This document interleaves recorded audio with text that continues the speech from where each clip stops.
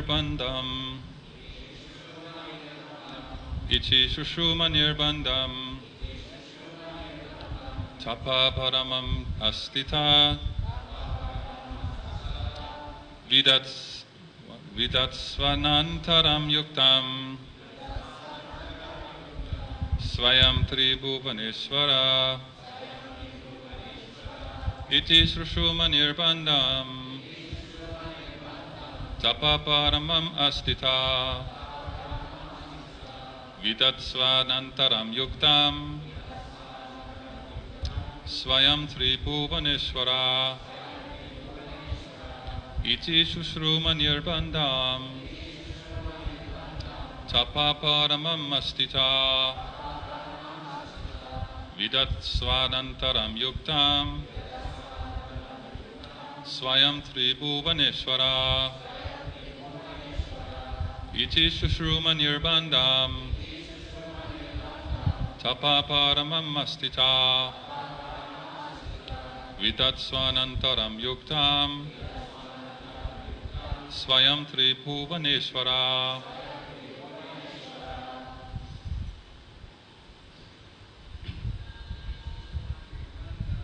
Tishuva nirbandham. Dharmam astita. Vidatsvanantaram yuktam. Swayam tribhuvaneshvara. Iti sushruma nirbandham. Tapa paramam astita. Vidatsvanantaram yuktam. Swayam tribhuvaneshvara. Iti sushruma nirbandham. Tapa paramam astita. Vidatsvanantaram yuktam. Swayam tribhuvaneshvara. Ladies. Iti sushruma nirbandham. Tapa paramam astita. Vidatsvanantaram yuktam. Swayam tribhuvaneshvara.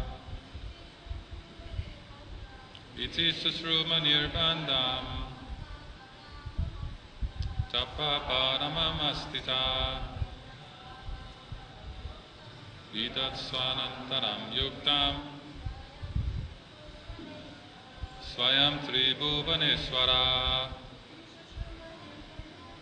Iti sushruma nirbandham. Tapa paramam astita. Vidatsvanantaram yuktam. Swayam tribhuvaneshvara. Iti, in this way. Shushruma, we have heard. Nirbandham, strong determination. Tapaha, austerity. Paramam, very severe. Astitaha, is situated in.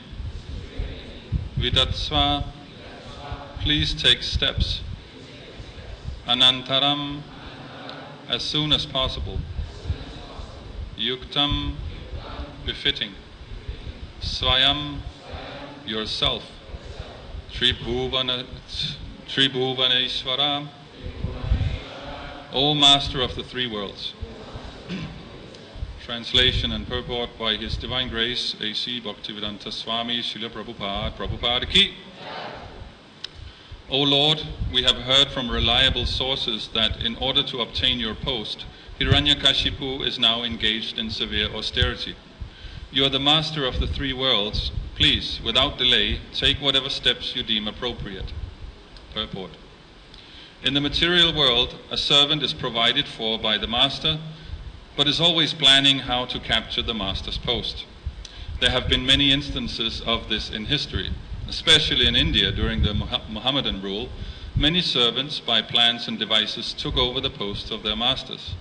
It is learned from Chaitanya literature that one big Samindar, Subudhi Rai, kept a Muhammadan boy as a servant.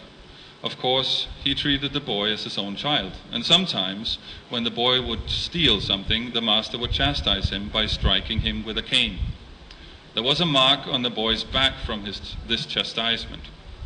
Later, after that boy had by crooked means become Hussain Shah, Nawab of Bengal, one day his wife saw the mark on his back and inquired about it.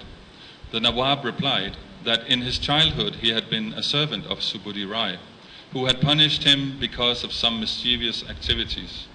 Upon hearing this, the Nawab's wife immediately became agitated and requested her husband to kill Subudhi Rai.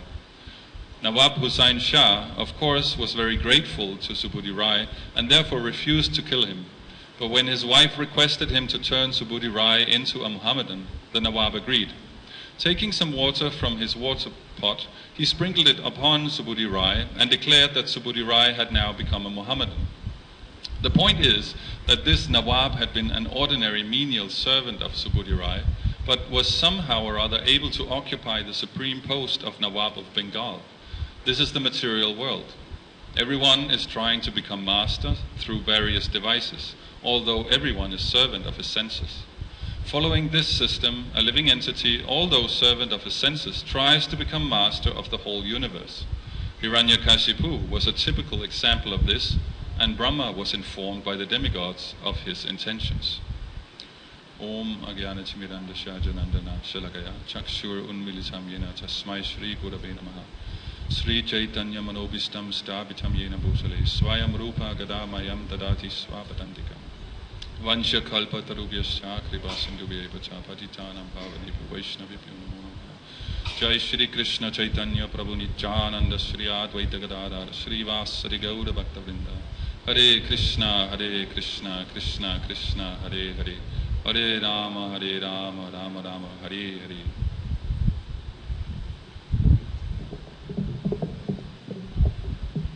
So, in the material world, sometimes we're riding the elephant, and sometimes the elephant is on top of us. So here, Hussain Shah, he started out, Prabhupada explains in the purport, starts out as a servant and then becomes a master and then acts accordingly. Hiranyakashipu, the story that we're dealing with here, he's like the master of this mental state, right? He's the big one. He's going for the position of the Lord, and there is no doubt in his mind this is what he's going for.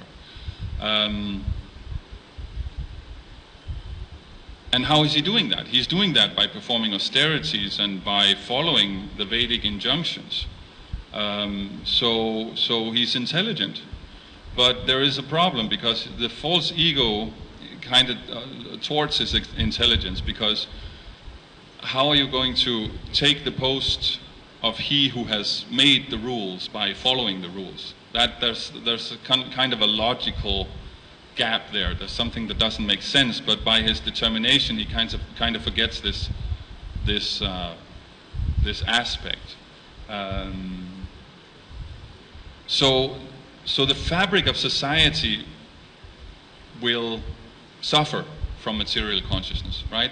Because if we all are looking out for ourselves, then we are only following the rules to that extent that we may be able to exploit them. So we're not actually following the rules, we're just exploiting the rules to gain something ourselves. And that will generate this niyamagraha, either following the rules exceptionally because of the rules, because then I will get the result I want, or neglecting the rules because, you know, that's not so important, I'm beyond that. We have that, all devotees have that, you know, that you're kind of going a little bit to one direction and then a little bit in the other direction, like riding a bicycle. You're always kind of adjusting to keep your balance. So as a child, you would go very much like this, in one direction and then the other one, and sometimes you'd fall over and had to get back up on the bike. And as you progress, it'll be more and more steady, but actually you never really find that one point where the balance is. There's always some adjustment there. And this is why the association is so important, because we may not be able to see it because we're very, very small, our consciousness is very limited. So it's always, and we have direct experience of this, it's always much, much easier to find the faults in others than in ourselves, right? We're always pretty much doing everything the way we should, but everyone else is always being a nonsense. So that's why the association is so important, and it's so important for us to value the devotee association. Now another thing to remember is also to develop knowledge. That happens in the association of devotees, because what do devotees do? They talk Krishna Katha, they read Bhagavatam, they chant Hare Krishna. So some purification and some knowledge is developed. So in this way, we try to keep ourselves on the razor's edge of devotional service. We see the story here of Subhuti Rai is that he was quite confused, and there was this thing that happened back then in India that Muslims would sprinkle water on a Hindu and say, "Now you're a Muslim." And so he went to the story is he went to Benares to the Brahmanas there and asked, what am I going to do here? And they actually, some of them, there was a little bit mixed signals, but some of them advised him to drink boiling ghee and give up his body, because then he would take another birth as a Hindu and all the problems would be solved. Somehow Subhuti Rai was not overly attracted to this idea, right? And actually this is why many Hindus were converted, because this is kind of the advice they were given by the Brahmana community. This is Niyamagra. This is a little bit of an exaggerated, I think you can say, attachment to external rules and regulations, and you're not the body Prabhu. Maybe taken a little too far here. So what he does was, he was very fortunate, and he got the darshan of none other than Chaitanya Mahaprabhu, who then told him, "No, easy now, put that ghee down. You just go to Vrindavan and chant Hare Krishna. That's all you're going to do." And that's what he did. So that's the highest principle, right? Direct engagement in devotional service. The problem is when it becomes too Brahmana, it becomes too Vedic, right? It becomes the Vedic for the sake of the Vedic, that we're following the Vedic and that's all we're going to do. But then it's neglected to actually connect it to Krishna, because why are we following the Vedic?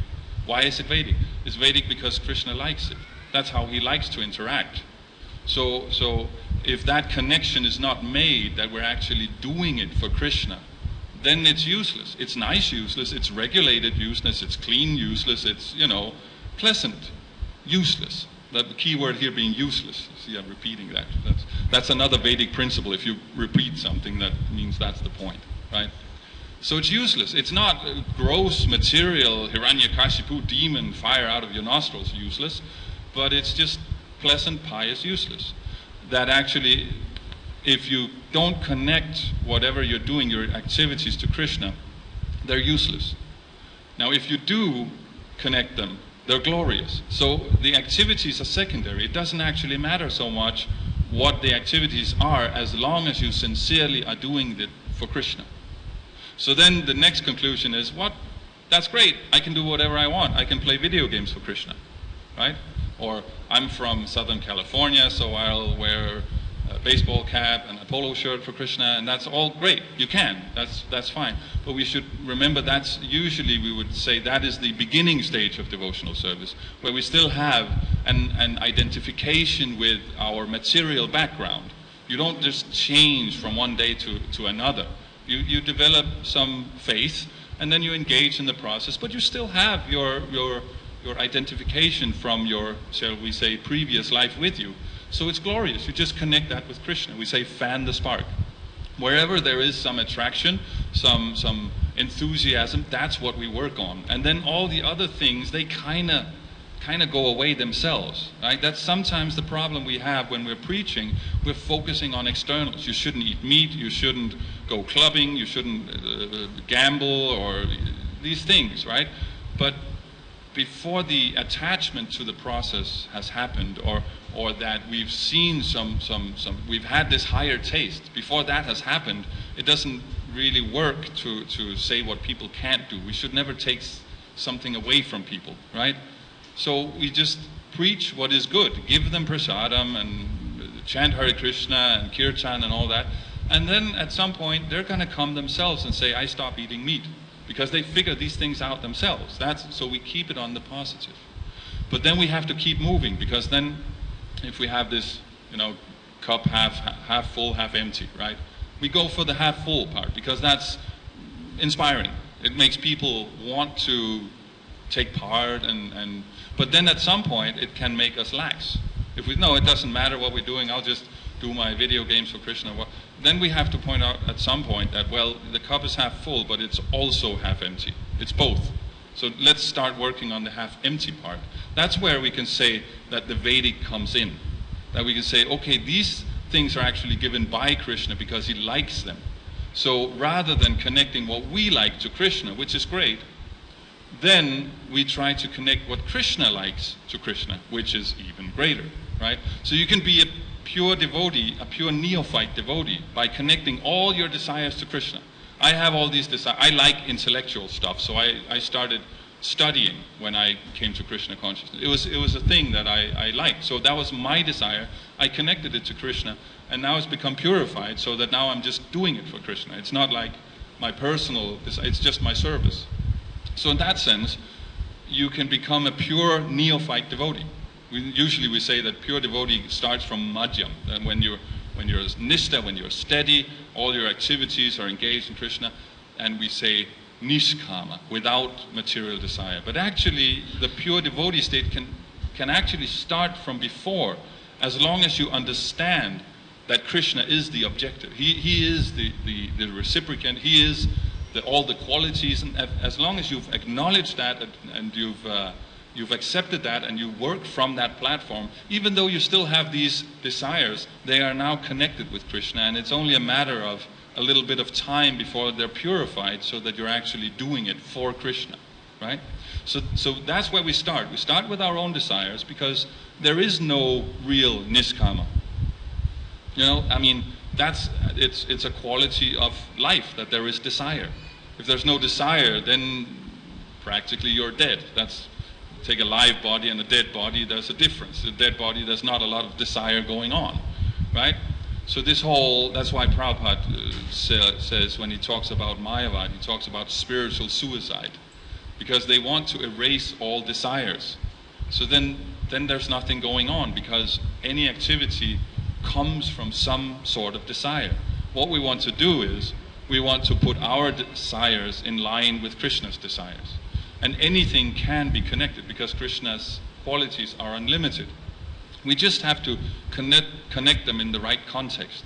That's why we have different duties for different natures, right? That's why the whole Varnashrama system comes out, is that it has to be in the right sort of context. So you can connect anything, but you have to do it in the right way. So we just quickly run through the mentalities of the Brahmana, Kshatriya, Vaishya, and Shudra mentalities. The Brahmana, he's functioning on knowledge. If something works theoretically, he's happy. It doesn't have to work practically. That doesn't matter. As long as it works theoretically, then he's happy. Now, if he wants to be trustworthy as a Brahmana, he has to be detached. Because if he's attached, that means it has to work practically. Does that make sense? Attachment needs to be expressed, so there is an attachment to the practical application. So if he's supposed to function on detachment, then he has to be actually detached. That's the principle of being a Brahmana, that you're detached from whatever goes on.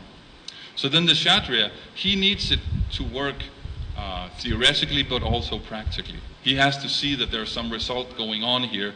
He's working on the level of dharma, right? So he can be attached, but then he has to give protection, because he's deciding over others what's going to happen here. He's in charge, so that means he's also in charge that people feel protected, that they don't feel like decisions are being made over their head or stuff like that. So that's his principle. And the Vaishya, he's working on the platform of expansion of artha, right? So quantity. So that means he has to be generous. He can be as filthy rich as he wants to, as long as he's generous. Nobody generally complains that Ambarish Prabhu is a rich person. Why? Because he's generous.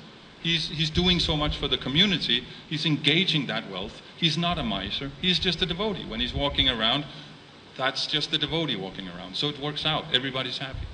And for the Shudra, he's dependent. That means others are taking the responsibility for his substance, and that means he has to not complain too much. He can complain a little bit because he's dependent, but not too much. I mean, because other people are actually taking the responsibility for his situation, so he should just do whatever his duty is and go back to Godhead. Pretty simple. So wherever we want to function here, we can. We have a nature, we have a subtle body setup, a configuration. That means that one or the other will function a little easier for us than the other. And here we have to remind ourselves that whatever we do, if it's connected to Krishna, it's glorious. So when Prabhupada sometimes says that the Shudra is like in a poor state, that's because he's not talking about a devotee. He's talking about someone who identifies as a Shudra. I'm a blacksmith, or I'm an actor, or something like that, a non-devotee. That's a very poor state because he's identifying with his body completely, right? So then, when you have a devotee who's in a Shudra situation, where you just have a regular job, or whatever you do, you just have a normal life, then it's still glorious. There's nothing wrong with that. And that's it's a subtle point, but it's a very important distinction. Last time I was speaking on this topic, a devotee came up to me afterwards and said he didn't think I should have made that point, because it's not good to be a Shudra. But it's fine as long as it's not your identity. If it's just an activity you're performing, that's fine. That's not a problem, right? But if you identify, no, this activity will make me happy.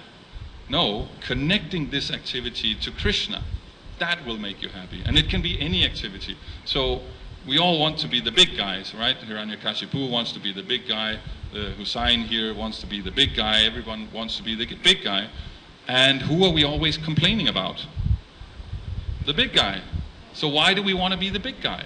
You know, it's an illusion to think that's the good life. No, that's all the hassle you get.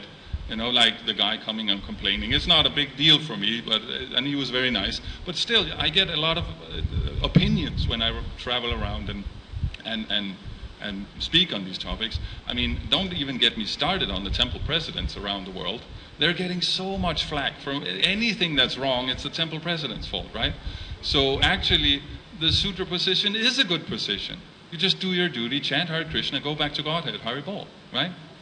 So that's what we have to kind of understand, that it's not the thing in itself. It's not the mobile phone, it's not the job, it's not the wife, it's the connection to Krishna. All the qualities that we're getting from it is Krishna. He's just manifesting it through the job, the wife, the mobile phone, whatever it is. So as long as we can see that connection, then we can be actually positioned in any situation. We see some of the great personalities in Bhagavatam, someone like Priyavrata.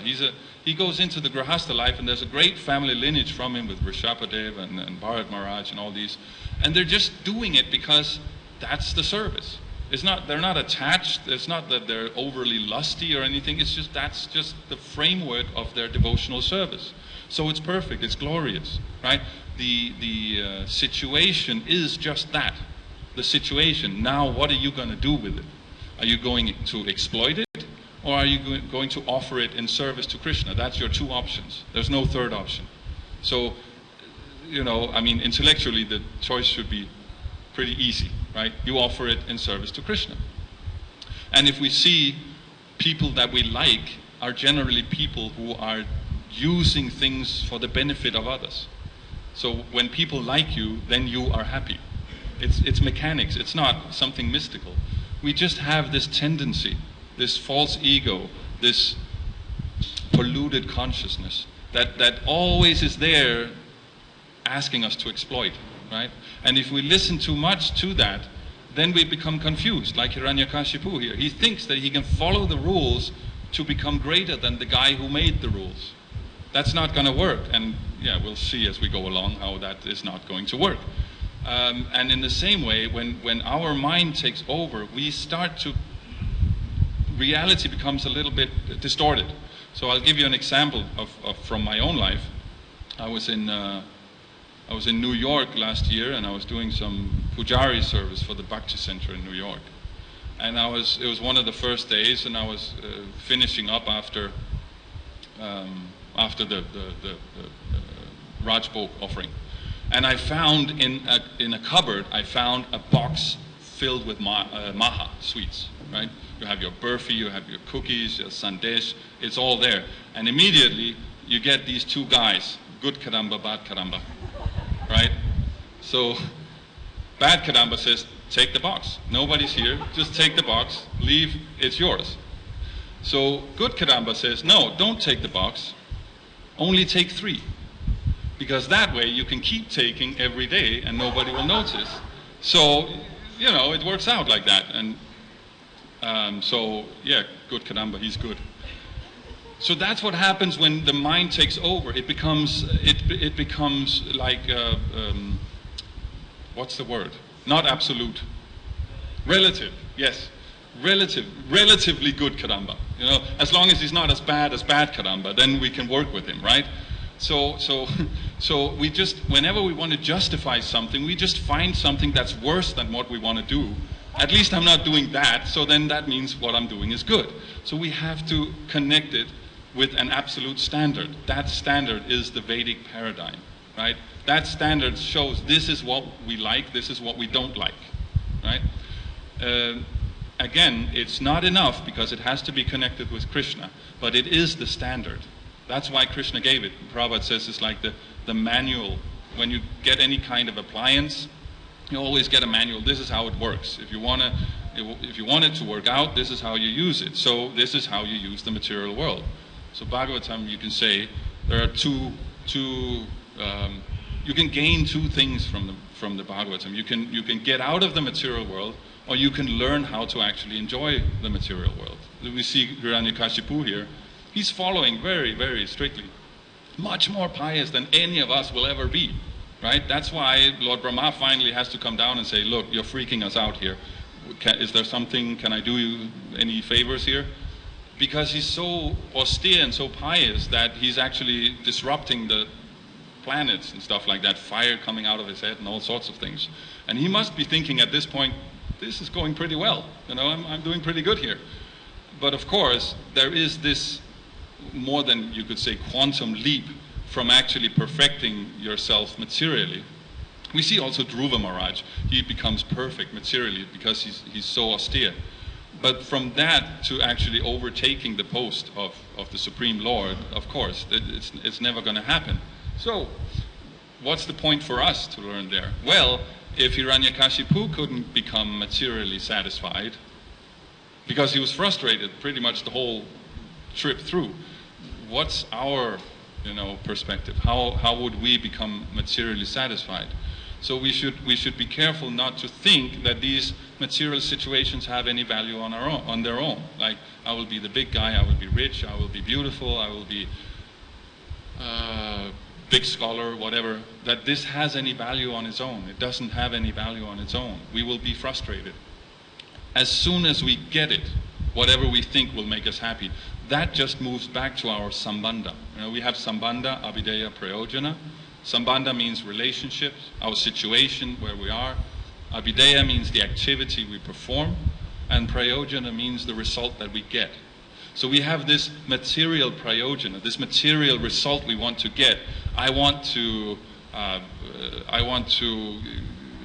don't know, have a new nice car, whatever it is. You get the car, then it's just a car. How long are you going to enjoy the car? It's just a car now. Now you have to pay insurance. You have to figure out, if it's a really nice car, you have to suddenly figure out who are those new friends I suddenly have. Can I trust them? Why do they always come when I'm driving my car?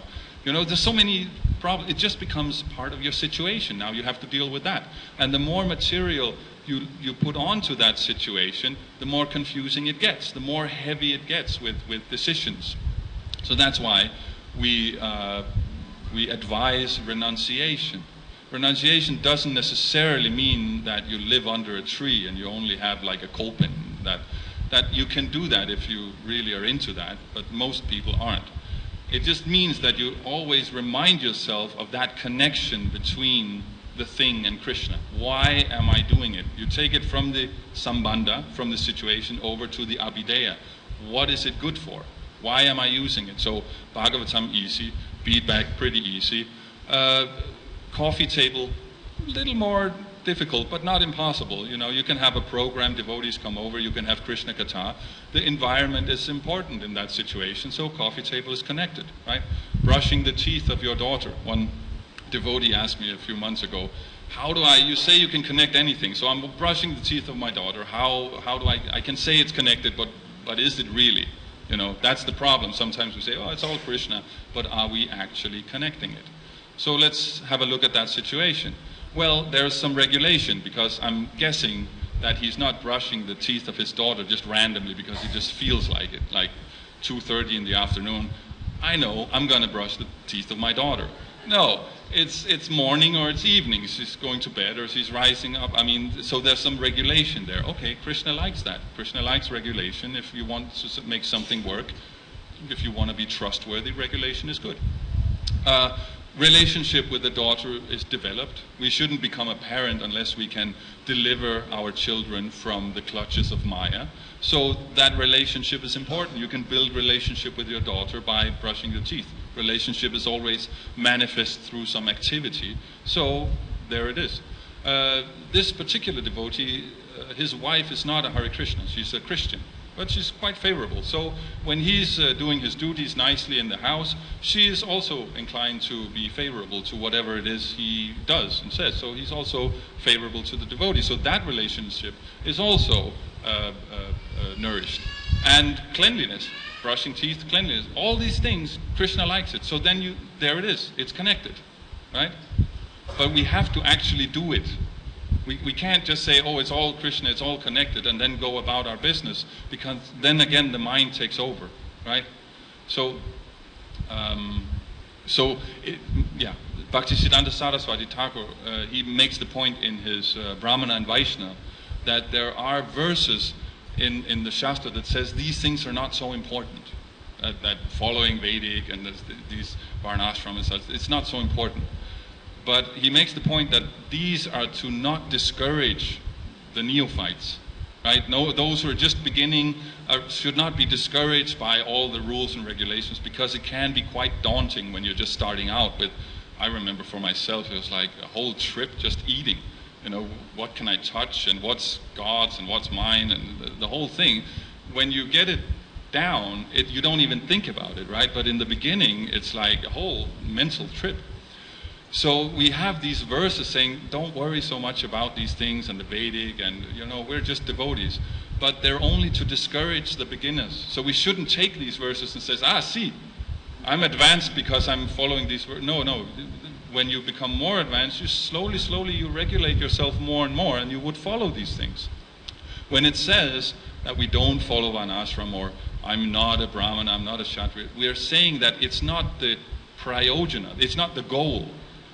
Varnashrama as a goal, Vedic as a goal, is not going to help you. It didn't help Hiranyakashipu here, so it's not going to help us for sure. But it's part of the activity. It's part of how we express our affection for Krishna. It goes through what Krishna likes. If you have someone, it's his birthday, you would give him a present, something he likes, not something you like. I mean, it's a present if it's something you like, so that's there. But it would be better if it's something he likes. So the Vedic is just whole bunch of stuff Krishna likes. So we can offer that. So it's the activity, it's not the goal, right? That's why we have these verses saying, no, we're not this, we're not that. These things are not working out in Kali Yuga, because it's not a goal we can go for. Like it's also said that you shouldn't take sannyas in Kali Yuga. It's not as a Brahmana, it's not a goal to take sannyas, because that slow process of purification doesn't work. We're not pure enough. So as a devotee, you can take sannyas, because then it becomes just a tool for serving Krishna. It's not the end all. Does that make sense? It's the tool you use to serve Krishna. Serving Krishna is the goal. So then you can do it. So that's how we should look at it. It's a subtle point, but it's important, because we have a tendency, being on the mind thing, that either it's good or it's bad. So either, you know, that's the point of Niyamagra. Either it's all the rules, and if you don't follow the rules, that means you're not a good devotee, and if I follow the rules, that means I'm the best devotee. Or, no, it's not about the rules, so we just throw the whole thing out, right? So we have to put it in the context. It's not about the rules. We just use the rules as a secondary. We use them to express the primary, which is the love and affection and dancing and haribol and all that emotional, devotional stuff, right? So that's how we should be looking at this. And that's why the Nawab Hussain Shah was very fortunate to run into Mahaprabhu after he'd been speaking with these brahmanas who were suggesting drinking boiling ghee. Because there is never a situation where you cannot perform devotional service, and these prayaschitta kind of activities of penance and such, it's not so important. As long as we understand if we've done something wrong, as long as we understand and sincerely try to just connect with Krishna, that's the main point. We have this tendency, if there's a moral issue, just take the devotee out back and shoot him, basically. You know, that if there's a Shastra issue, we can discuss it. That we can discuss. Is it this, is it that? But if we drop down from Dharma into Artha, into moral issue, because that's where morals are. Morals and ethics are just what works if I want my result. Does it work or doesn't it work? That's where we have a problem, because we're materially contaminated. We're on the level of the mind. So then, because basically, to be honest, we want to do immoral activities. So if we see someone else doing immoral activities, take him out back and shoot them.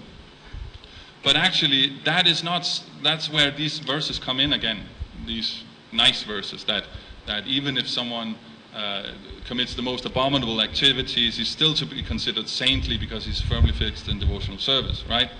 That you have a little bit of a fall down, but you just get up and get on with it. That's not like if a child falls over on the bike, it's not like, okay, forget bike riding, you're never going to do that again. We're just going to ban you from bike riding. No, you just get up and get on with it. But if we complain about devotees and, oh no, he shouldn't be doing this, he shouldn't be doing that, and that's fallen. There's a difference between a fall down and being fallen. Because if you're fault finding as like a sport or like a career move, that's a fallen state. That's a problem, right? As long as we have fall downs, that we can work with. It's a material world. We're mlechers.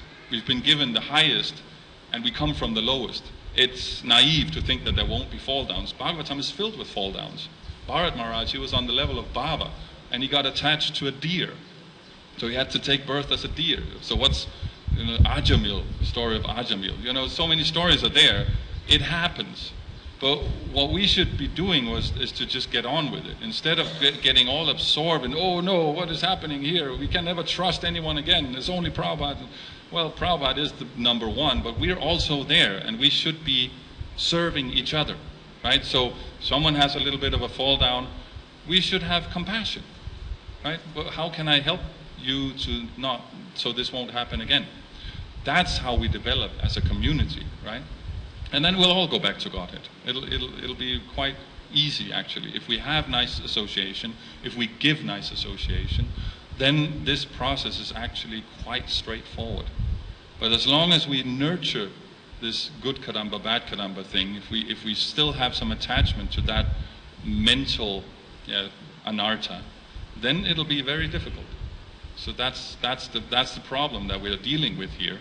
That it's only by connecting with Krishna that we will become purified. So that's what we should remind ourselves. We have a few minutes. Any questions, comments, complaints, chastisements? I think we have a microphone over here. Does love of Krishna ever move back to sambandha? No, that's the point. That's the point, is that anything else, anything material, is temporary. That means the sambandha, the abhideya, and the prayojana are different. When you reach your goal, you will be in a different situation. Now you have to create a new goal, right? You climb the Mount Everest, and it's a wonderful view. Now what? Now you have to get down again, right, and get on with your life. But love of God is so beautiful because it is the situation, the process, and the goal all wrapped in one. That's why it's eternal. Prabhupada said, if someone asked him, what's the ultimate result of chanting? Prabhupada said, more chanting. Because it's sambandha, abhideya, and prayojana. You are a devotee, you perform devotion, and the result is more love of God, which is devotion. So it just keeps going. That's the beauty of it, that you can just keep going. And that's why in material consciousness, you work harder and harder and harder, and you get less and less taste, right? If you take a kid who's never played football in his life, it doesn't matter if he hits the ball or not, it's great. But you take a pro football player and he's playing he's so much better at it. He uses so much more energy, and then afterwards you ask him, how did it go? Well, I'm not really satisfied with that pass I made at that point, and the tackle came a little late, and the taste is not so much there, that excitement is not there. Whereas on the transcendental, it's the other way around. Because we have anartas, then in the beginning, it's a lot of work to kind of punch through these anartas, but as we go along, that becomes more and more natural. It becomes easier and easier, and conversely, the taste becomes more and more and more. And then finally, when you pass the nista stage of the taste and the attachment and the budding love of God, it just becomes, it runs on its own, basically, that you cannot not do it. So no, it doesn't, it's already there. Krishna is all-pervading, so he pervades sambandha, abhideya, prayojana. So when we can see that, then it keeps running. It may manifest in different ways.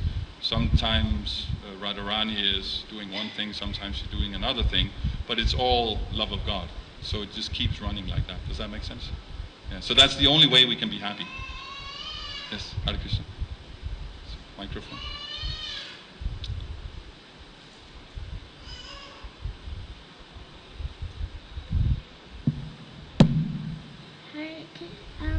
Can women become sannyasis? Excuse me?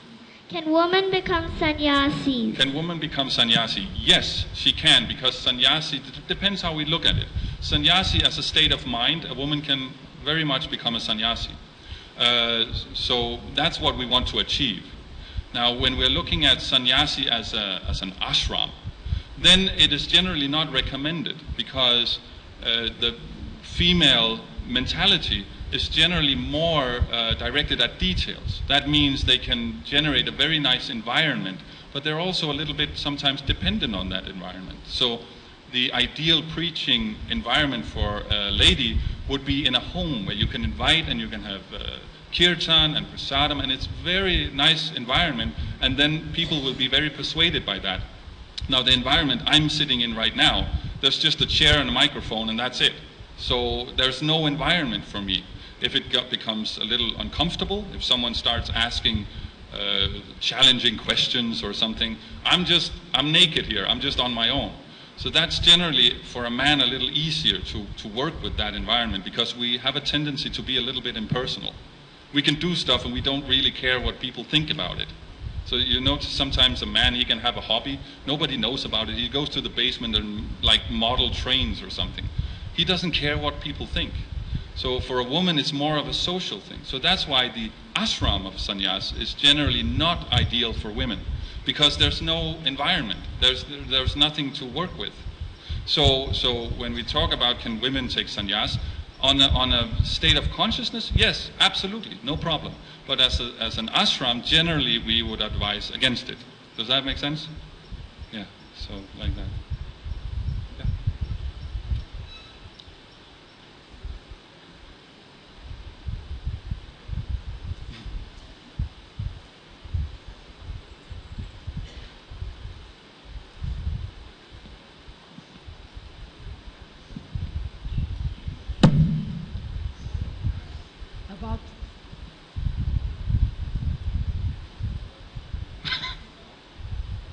Speak.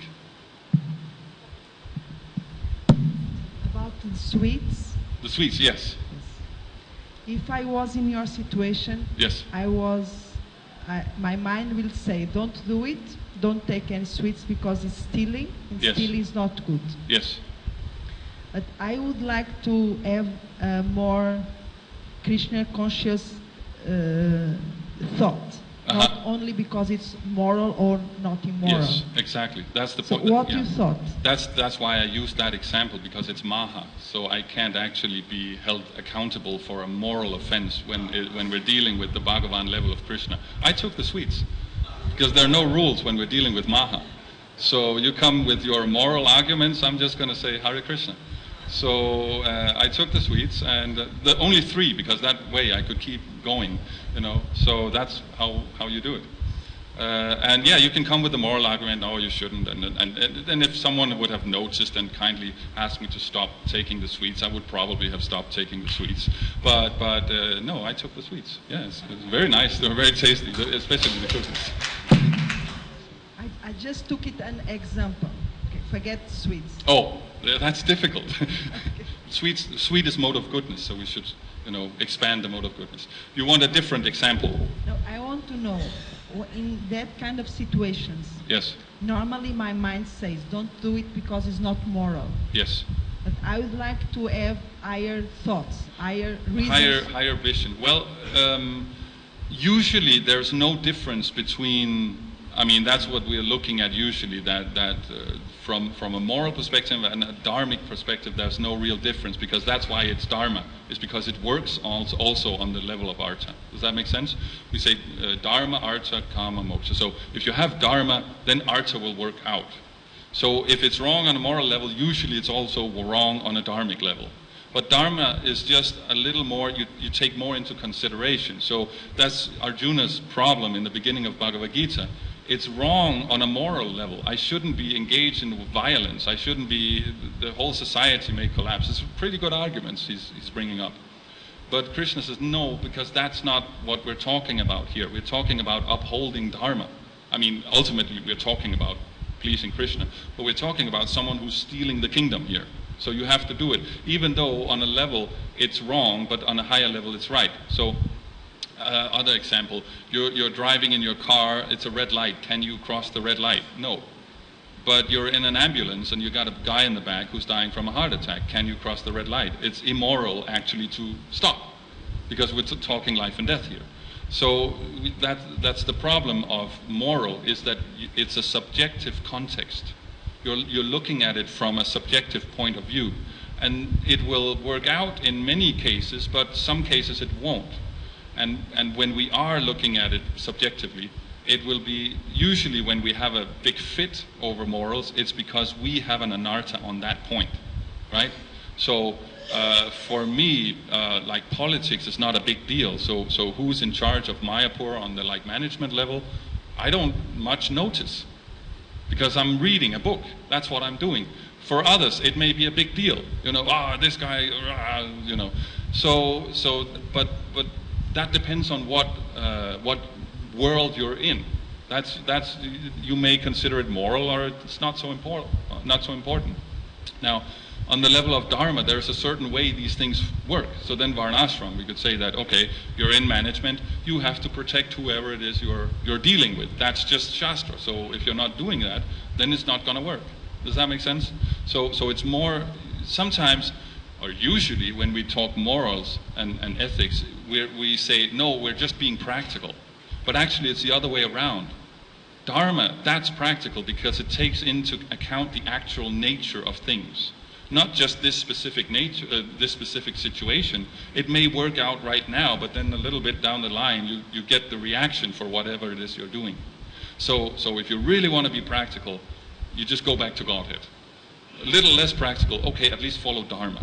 Less practical, artha or morals. And then if you're not really practical at all, then it's just sense gratification, right? So then you have these different levels. The idea is that we work from Dharma. Everything above Dharma works from Dharma. That's the actual human platform. If you're working on morals, technically, according to Vedic, it's subhuman, you know, because it's just, you're the center. It's my view, and I'm connecting that with the world. Does that make sense? Yeah. So you want to get on Dharma, then you top floor, and you'll go back to Godhead. Okay, we have one behind Tirthakar Prabhu. Yeah, sorry, Prabhu.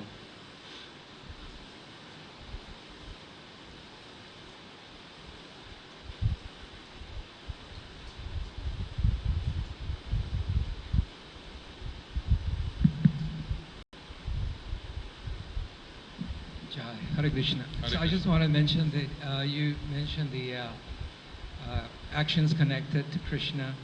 And I was reading the other day a very nice article about that actions connected to Krishna with hostility and connected to Krishna with kindness.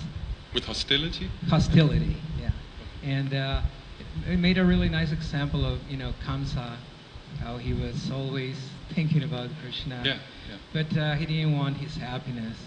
And when Krishna entered the arena to fight with Chanura Mushtika, and that makes serves the heroism in Krishna. And when they were, when he was receiving blows from these wrestlers, he was actually happy. Yeah. He was very happy. Yeah. But that they cannot be considered bhaktas because they didn't want Krishna's happiness. Yeah. Even though Krishna was happy about it. Yeah. And also, on the other hand, Mother Yasoda, when she was breastfeeding Krishna, and she was heating some milk in the stove, she thought, well, I'm going to put Krishna down, and even if it displeases him, for the time being, I need to save this milk because my breast milk is not good enough to nurture Krishna totally. So I need to save this milk. And Krishna was very displeased. He was actually very angry, and he broke this clay pot of yogurt, things like that. So I just wanted to mention this beautiful thing about how sometimes there are symptoms of bhakti that are not actually bhakti. So as long as the connection with Krishna is without hostility, then it is considered bhakti. It should be favorable, and that's the fun part, is that Krishna likes to have fun, and that means variety in moods also. So there has to be some rasa, and that's also why the whole story with Hiranyakashipu, it's actually Hiranyaksha and Hiranyakashipu is Jai and Vijay. So in order to have these pastimes, his devotees take birth as demons and play out these, because it's fun, and it's also part of his relationship to the devotees to show that I am protecting you by taking on these demons. And so it's a whole convoluted thing. There's so many things going on that we can't possibly completely comprehend with our material logical mind. So therefore the sincerity, that is what actually will carry us through. If we're sincerely trying to please Krishna, then he will arrange that we get the right association, and we, many devotees have tried this, just opening a random page in Bhagavad Gita, and there's exactly what you were looking for and stuff. I know a book distributor, that's what he does. If people are like, nah, okay, open a random page, I dare you, open a random page. If it doesn't speak to you, then I won't bother you anymore. And he says like 50% of the time it works. It's like, whoa. So the sincerity, and that will make it work. Yeah. So thank you for that comment.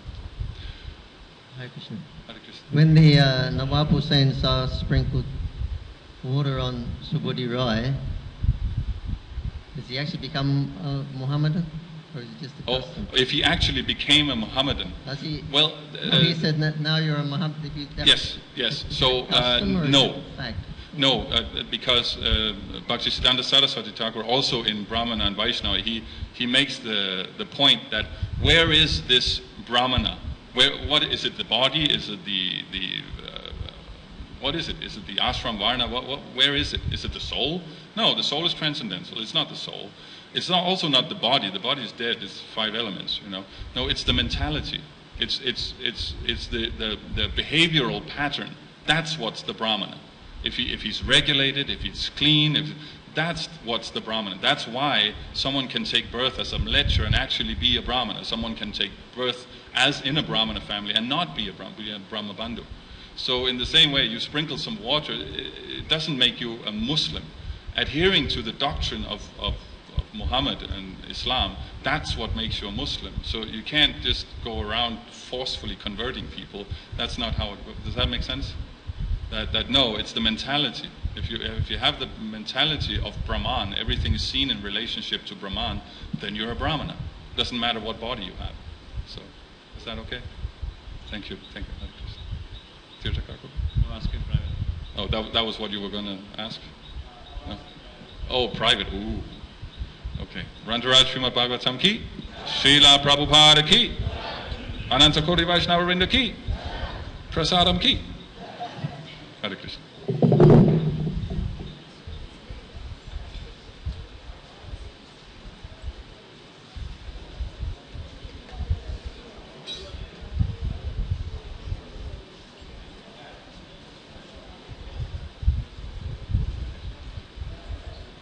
Yes, sir. Yeah. If someone is not aware of Dharma, what is pious activity? Pious activity just means following authority. Find someone